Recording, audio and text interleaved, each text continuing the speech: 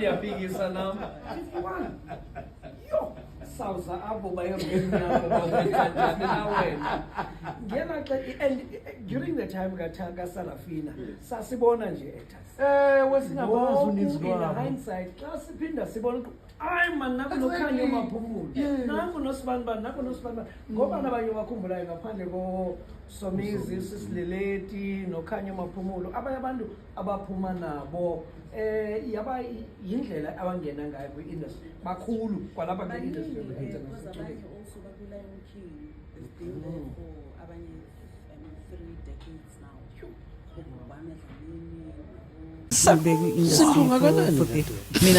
mina ngina 51 51 74 okay yo it doesn't show bayakhala baphulaphula ngoba bathi soz serious ndiyabhekisa nam 51 yo sawuza apho bayiroutine yakho bawenza njani na wena ngela xa and during the time kaSarafina sasibona nje actors wesingabazi uninzi lwabo in hindsight xa siphinda sibona hayi man naku nokhanya umaphumulo naku nosibani ngoba nabanye bakhumbulayo ngaphandle Somizi Sisileleti nokhanya umaphumulo abanye abantu abaphuma nabo yaba yindlela abangena ngayo kwi-industry bakhulu kwalapha kwi-industry yoku-actor abanye also bakuLion King they've been there for abanye 3 decades now naba baphulaphula bathethile for sure ikwenza ube humble yeah kakhulu nami ngiyabathanda futhi because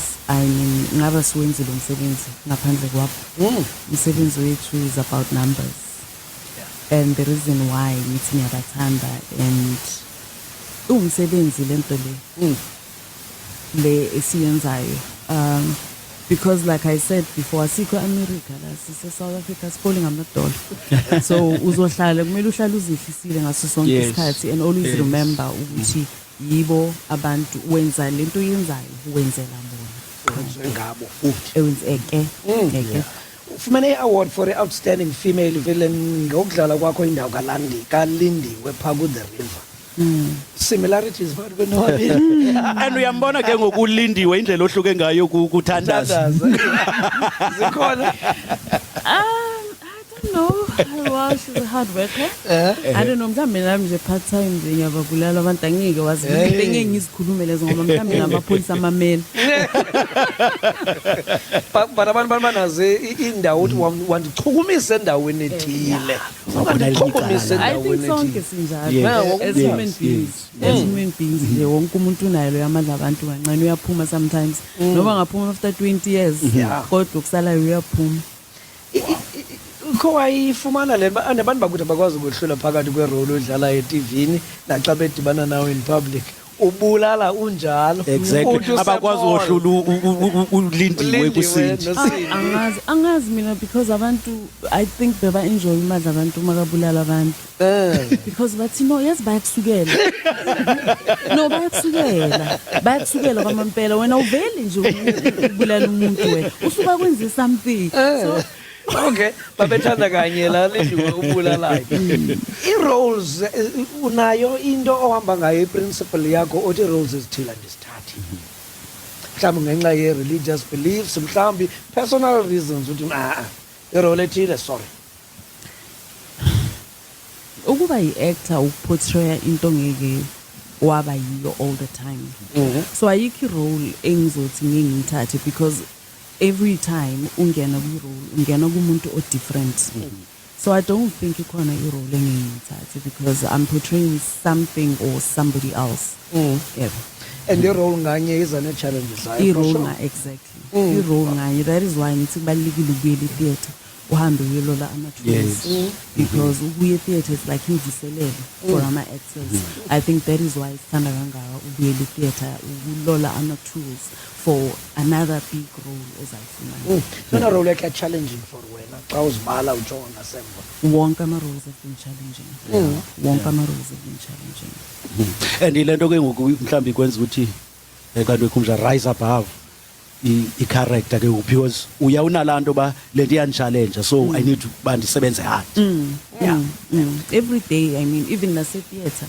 wenza into eyi-one every day for the whole month or for 2 months or for 2 years.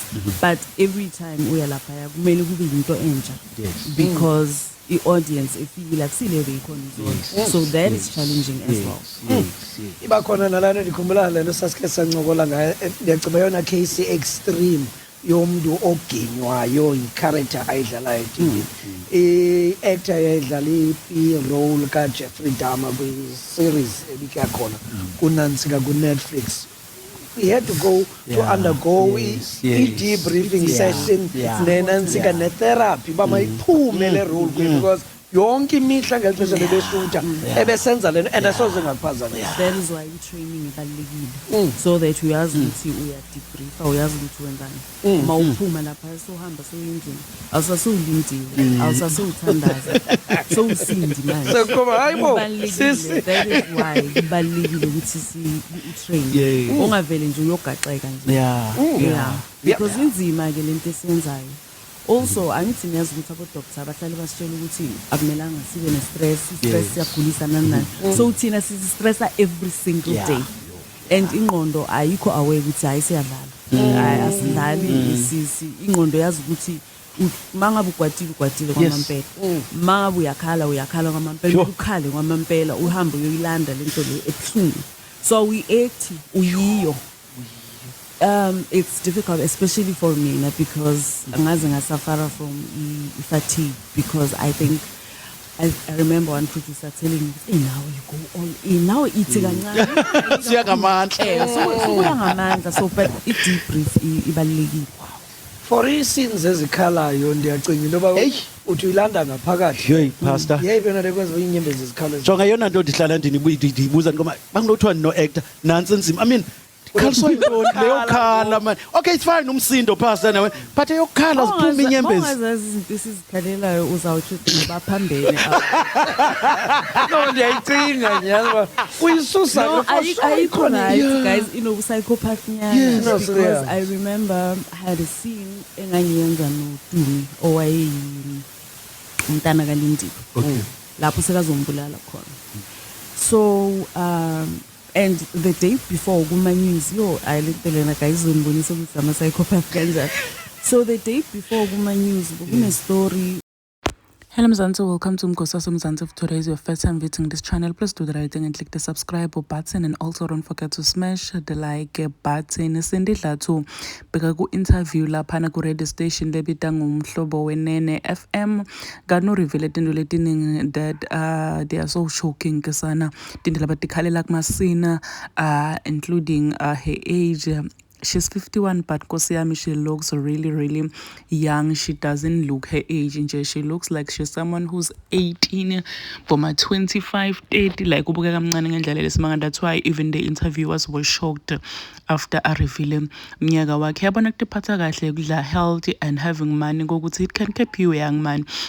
Ngaloku solo kubukeka ngazuthi umncane kube umzala. It was a really a nice and informative interview. Ngi-enjoyile kakhulu. I hope nawe lapha ekhaya udo-enjoy and click the like button, comment your thoughts down in the comment section, subscribe. Mina nawe siyohlangana kulenye lentsha lidake video. This is the end of my video. I am signing out. Goodbye.